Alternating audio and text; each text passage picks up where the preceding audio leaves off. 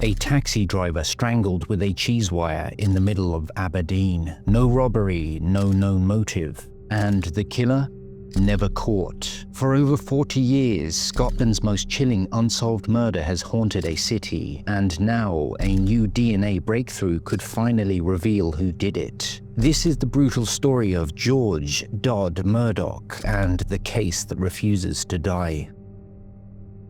Welcome to Crimes That Haunt Us. If this case grips you, let me know in the comments and subscribe for more like it. New documentaries are released every Sunday. George Dod Murdoch was born in Aberdeen, Scotland, a port city carved from grey granite, earning its nickname the Granite City. Raised in a working-class neighborhood, he grew up in a tight-knit community where families shared modest tenements or small homes. The interwar years brought economic hardship, with Aberdeen's fishing, shipbuilding and trade industries struggling. Yet, young George, nicknamed Dod by loved ones, a Scottish term of endearment, shone with kindness, gentleness and a hard-working spirit that defined him. As a young man, George found solace in hands-on hobbies. He kept pigeons, a cherished pastime in Scotland's working-class circles, tending to his backyard loft with care and swapping stories with local fanciers. On weekends, he took to the River Dee, rowing small skiffs along its scenic banks, the water offering a quiet escape from daily life. His sociable nature thrived in Aberdeen's pubs and bingo halls, where he traded banter, sipped pints and played bingo, a beloved ritual in the 20th century Scotland. In the 1940s, amidst the decade of World War II, George met Jessie, an Aberdeen woman whose quiet strength matched his gentle demeanor. They married in mid-1940s, settling into a modest home where their love blossomed through simple joys, shared meals, bingo nights, and strolls along Aberdeen's windswept beachfront. George worked diligently in a factory, proud to provide for Jessie despite their unassuming lifestyle. By the late 1970s, Scotland's industrial decline hit hard. Factory closures left George redundant, a devastating blow. Determined to support Jessie, he took up taxi driving, a job he disliked but endured. He bought a sky blue Ford Cortina, a common taxi vehicle, and worked long shifts, often at night, navigating Aberdeen streets as the North Sea oil boom transformed the city into a bustling hub. That oil boom turned Aberdeen into a boomtown, swelling with transient workers who filled taxis day and night but brought risks, as drivers like George encountered unpredictable, sometimes volatile clients. Jessie fretted over his safety, especially during late hours, but George reassured her, vowing never to resist a robber, prioritizing his life over money. But on September 29, 1983, a routine taxi shift would plunge this unpretentious life into tragedy, leaving Aberdeen reeling from a crime that would haunt it for decades. As George sought fares in the crisp night, an event unfolded close by that would be intrinsically linked henceforth. A little before 8:30 p.m., a young man is ejected from the new Marcliffe Hotel, a luxurious establishment in the city's affluent West End.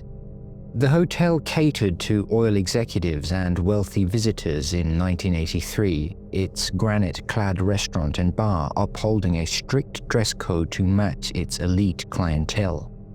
This man, dressed in jeans, violated this code and was swiftly removed, an act that may have sparked frustration.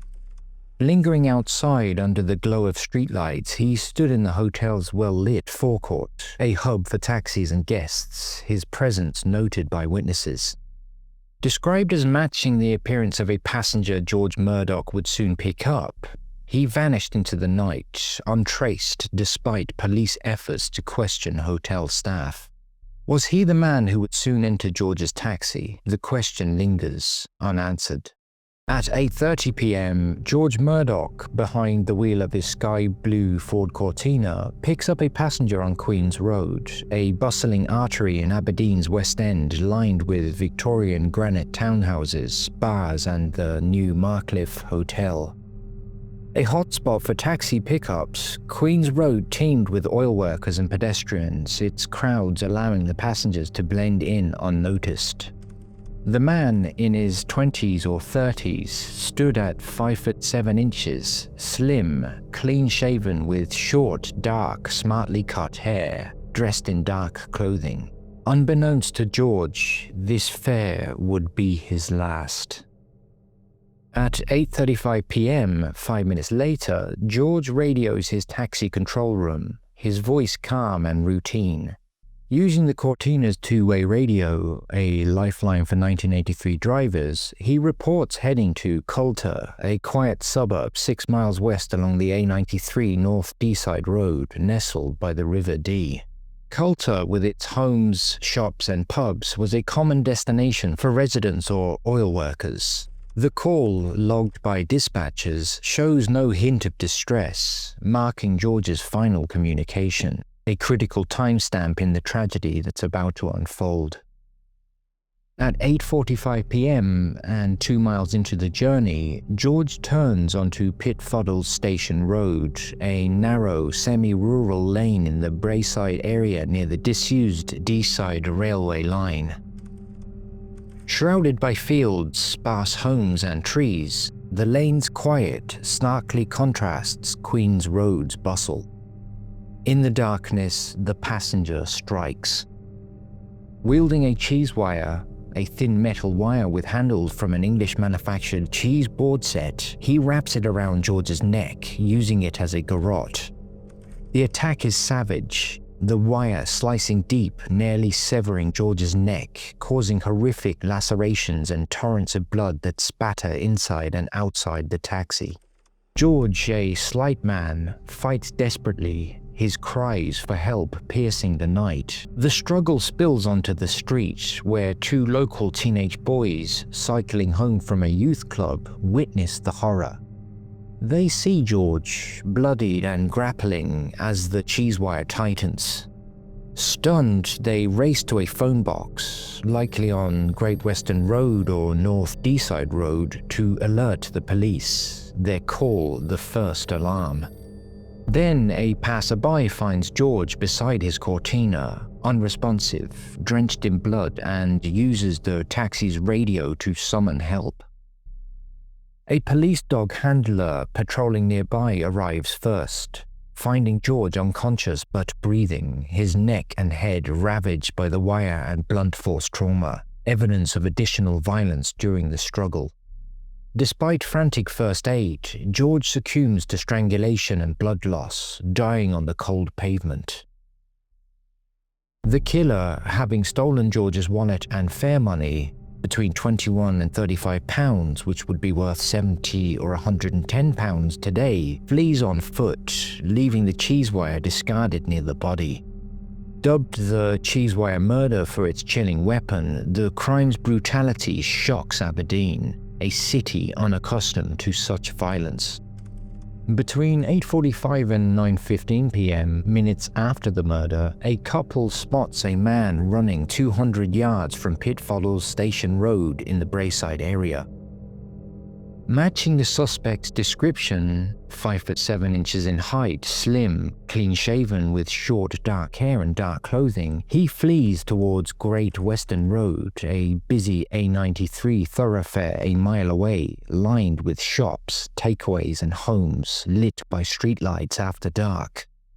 Their sighting, reported to police, suggests the killer's desperate escape. Between 9 and 9:15 p.m., an employee at Mr. Chip's Takeaway on Great Western Road in Manorfield serves a man aged between 19 and 25, his appearance chillingly familiar. With dark hair and dark clothing, he's sweating profusely, blood dripping from cuts on his thumb and first 3 fingers. 3 or 4 scratches mark his cheek and nose, and bruising darkens his eyelid. He asks the staff member for plasters, his agitation betraying a recent struggle. Great Western Road's proximity to Pitfodels Station Road, between 1 and 2 miles, places him in the killer's likely path. Weeks later, on October 20th, 1983, an anonymous taxi driver calls a taxi firm, not police, claiming he picked up a bleeding man matching the suspect's description in Manorfield that night. Fearful of repercussions from a recent parking ticket, he hesitated, delaying a crucial lead. Despite police canvassing Great Western Road and interviewing locals, the Mr. Chips man remains a phantom, his injuries and behavior a haunting echo of the murder. On September 30th, 1983, Grampian police launch one of Aberdeen's largest investigations, driven by the Cheesewire murders' savagery and public outrage.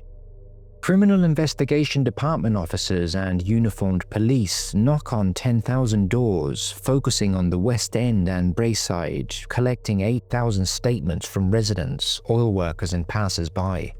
Appeals target witnesses on Queen's Road from 8:15 to 8:45 p.m. or Pitfodels Station Road around 8:45 p.m., seeking the suspect. A man in his 20s or 30s, 5 foot 7 inches in height, slim, clean-shaven with short, dark hair, possibly in blood-stained dark clothing, bearing scratches, a bruised eye, or a cut hand from the Mr. Chips sighting.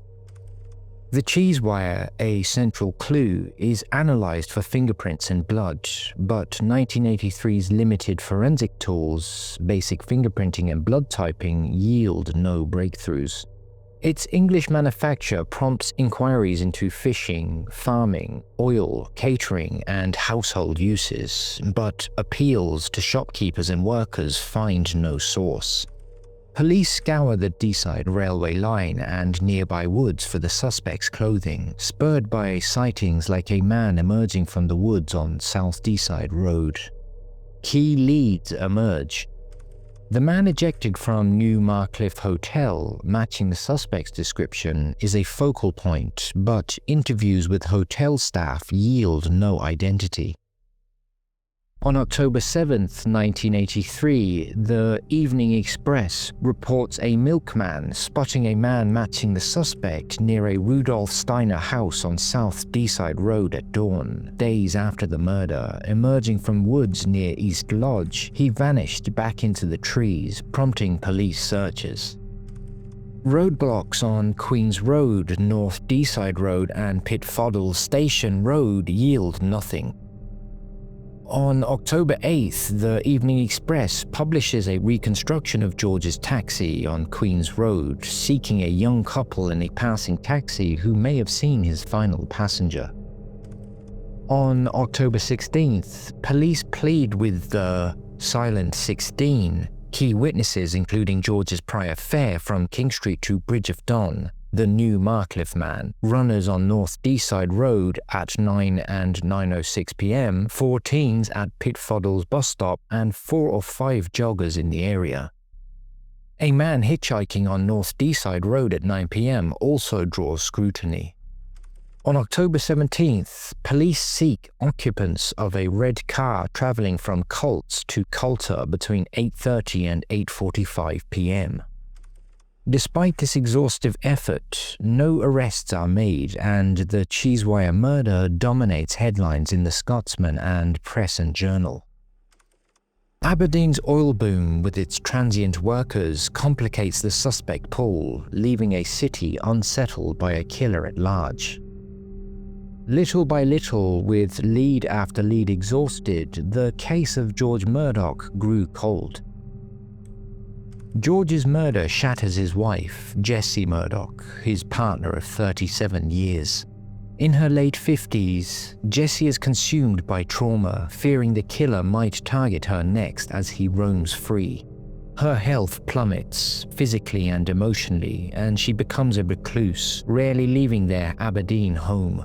She keeps George's pigeon loft and boating gear untouched, a silent tribute to their life together. Once vibrant, frequenting bingo halls and pubs with George, Jessie now speaks little of the murder, her silence reflecting her pain.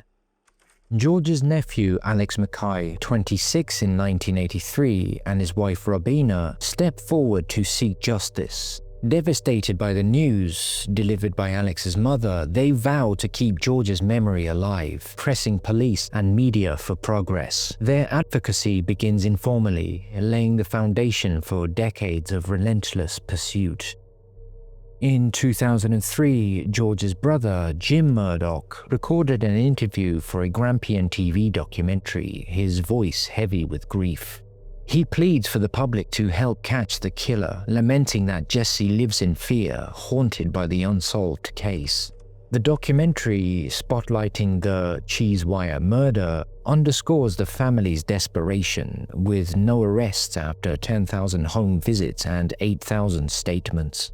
Tragically, Jim dies later that year, never knowing the killer's identity, another loss for the Murdochs.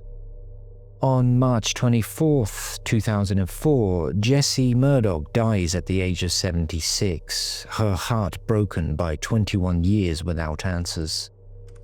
Alex and Robina's resolve hardens, their fight for George now for Jessie and Jim too. On the 28th of September 2018, the 35th anniversary, Police Scotland's Major Investigation Team, or MIT, relaunches the investigation, wielding modern forensics unavailable in 1983. Retesting the Cheesewire and George's clothing for DNA, they lay groundwork for future breakthroughs. Detective Inspector Gary Winter unveils a replica Cheesewire photo, its eerie handles a call to spark memories. The Murdoch family, led by Alex and Robina, offers a £10,000 reward for the killer's conviction, funded by their savings.